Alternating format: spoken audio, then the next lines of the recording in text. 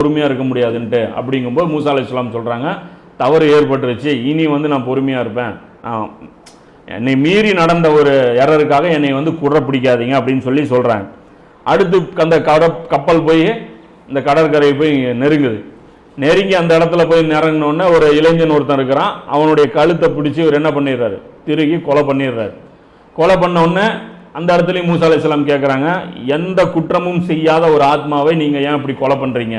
அது குழந்தை கிடையாது, அது இளைஞன் குலாமுன்னு தான் இருக்குது, அது சின்ன பையன்லாம் கிடையாது.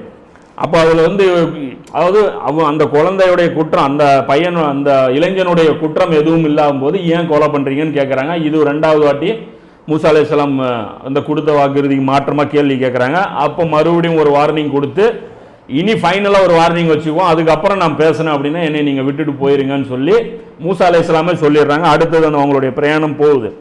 அப்போ அடுத்தது அந்த விழுவதற்கு தயாரான நிலையில் ஒரு செவுர் இருக்குது அந்த இடத்துல, அது ஒரு பக்கம் இருக்குது. அந்த ஊருக்கு அவங்ககிட்ட போய் முதல்ல என்ன பண்ணுறாங்க, சாப்பாடு கேட்குறாங்க. ஏன்னா ஹோட்டல் சிஸ்டம் இதெல்லாம் இல்லாதனால உணவு விற்காது அந்த காலத்தில். அப்போ உணவு விற்காத காலகட்டத்தில் போய் ஒரு வீட்டில் போய் விருந்தாளியாக தங்கிடணும். திண்ணையில் போய் உட்காந்துக்கிட்டா அவன் போட்டே தான் அவனு 3 நாளைக்கு. இந்த திண்ணையில் வராதிங்க, அந்த திண்ணைக்கெலாம் கிடையாது, திண்ணை அதுக்கு தான் கட்டி வச்சுருப்பாங்க. நீங்கள் போய் உக்காண்டிங்கன்னா செட்டிலாங்க, அங்கே நீ படுக்கிறதுக்கு எல்லாமே கொடுக்கணும், வீட்டில் சேர்த்தணும்னு அவசியம் இல்லை, திண்ணையில் உட்கார வச்சுருவாங்க.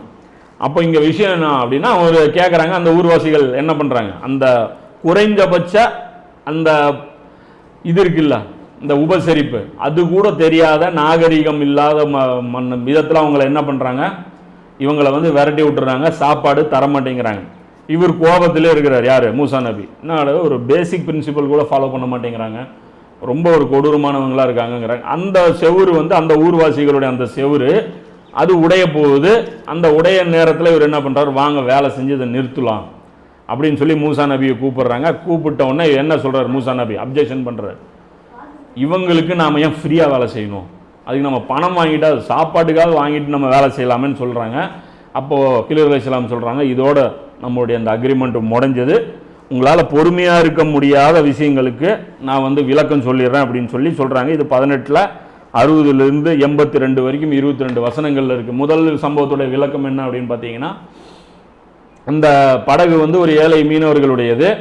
பக்கத்தில் அவங்க போகக்கூடிய ஒரு நாடு வந்து வேற ஒரு நாட்டுக்கு அவங்க போகிறாங்க. அந்த நாட்டு மன்னன் வந்து அந்த படகை வந்து அவன் யாருடைய படகு அந்த அவன் ஏரியாவை கிராஸ் பண்ணி போனாலும் அதை திருடிக்குவான். ஆனால் அவனுக்கு ஒரு புத்தி என்ன அப்படின்னு பார்த்தீங்கன்னா, நல்லா பல இருக்கிற படகு தான் அவன் திருடுவான், புது படகு தான் அவன் திருடுவான். அதில் டேமேஜ் இருந்ததுன்னா அதை அனுப்பிச்சுட்டு அடுத்து வர படகு அவன் எடுத்துக்குவான். அந்த மாதிரி மைண்ட்